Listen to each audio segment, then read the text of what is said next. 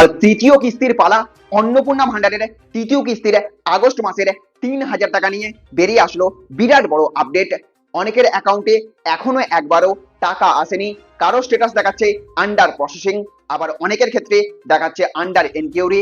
যাদের স্ট্যাটাস এখনো আন্ডার এনকিউরি রয়েছে, যারা প্রথম কিস্তি দ্বিতীয় কিস্তি টাকা পেয়েছেন, তারা তৃতীয় কিস্তির টাকা পাবেন কিনা, বা তাদের নতুন করে কোনো ভেরিফিকেশন হয়ে নাম বাদ গেছে কিনা, অর্থাৎ তারা কি আগস্ট মাসে 3,000 টাকা পাবেন। আর যারা একবারও টাকা পাননি তাদেরকে কি করতে হবে, আজকের ভিডিওতে সমস্ত প্রশ্নের উত্তর বিস্তারিতভাবে জানাবো। তাই ভিডিওটি শেষ পর্যন্ত অবশ্যই দেখুন।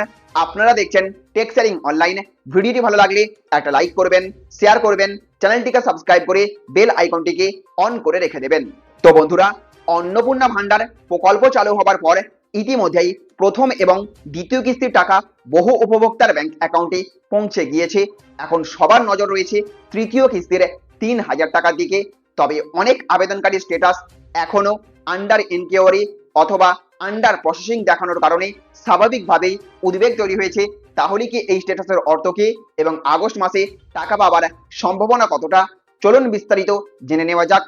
প্রশাসনিক সূত্রে জানা যাচ্ছে, বর্তমানে প্রকল্পের আবেদনপত্রগুলির ভেরিফিকেশন বা যাচাইকরণের কাজ জোর কদমে চলছে এবং আবেদনকারীর দেওয়া তথ্য, নথিপত্র, ব্যাংক অ্যাকাউন্ট এবং অন্যান্য প্রয়োজনীয় তথ্য যাচাই করার পরে আবেদনটি চূড়ান্তভাবে অনুমোদন করা হচ্ছে।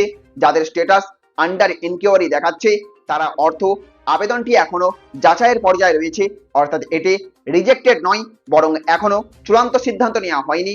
তাই এই স্ট্যাটাস দেখে আতঙ্কিত হওয়ার কোনো কারণ নেই।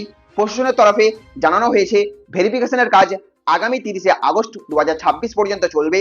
যাদের আবেদন যাচাই সম্পন্ন হবে তাদের ক্ষেত্রে ধাপে ধাপে তৃতীয় কিস্তির 3,000 টাকা সরাসরি ডিবিটির মাধ্যমে ব্যাংক অ্যাকাউন্টে পাঠানো হবে। তাই যদি আপনার আবেদন এখনো আন্ডার ইনকোয়ারি দেখায়, তাহলে আপাতত ধৈর্য ধরে অপেক্ষা করুন। বারবার নতুন করে আবেদন করার বা একই নথি বারবার জমা দেওয়ার প্রয়োজন নেই, যদি না সংশ্লিষ্ট দপ্তর থেকে আলাদা করে কোনো নির্দেশ দেওয়া হয়। এইদিকে যাদের স্ট্যাটাস রিজেক্টেড দেখাচ্ছে, তারা প্রত্যাখ্যানের কারণ জেনে প্রয়োজন হলে সংশোধনের সুযোগ আছে কিনা তা সংশ্লিষ্ট দপ্তরে যোগাযোগ করে জেনে নেবেন।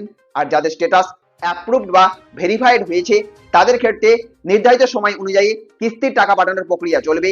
একটা বিষয় অবশ্যই নিশ্চিত করে দিন, আপনার ব্যাংক অ্যাকাউন্ট সক্রিয় আছে কিনা, আধারের সঙ্গে লিঙ্ক করা আছে কিনা এবং ডিবিটি পরিষেবা চালু রয়েছে কিনা। কেওয়াইসি অসম্পূর্ণ থাকলে অনেক সময় কিন্তু টাকা জমা হতে দেরি হতে পারে। সবশেষে একটা গুরুত্বপূর্ণ কথা, সোশ্যাল মিডিয়ায় ভুয়ো তালিকা, ভুয়ো মেসেজ বা টাকা পাইয়ে দেওয়ার নামে কোনো দালালের কথাই আপনি বিশ্বাস করবেন না। শুধুমাত্র সরকারি পোর্টাল এবং সংশ্লিষ্ট দপ্তরে দেওয়া তথ্যের উপরেই ভরসা করবেন।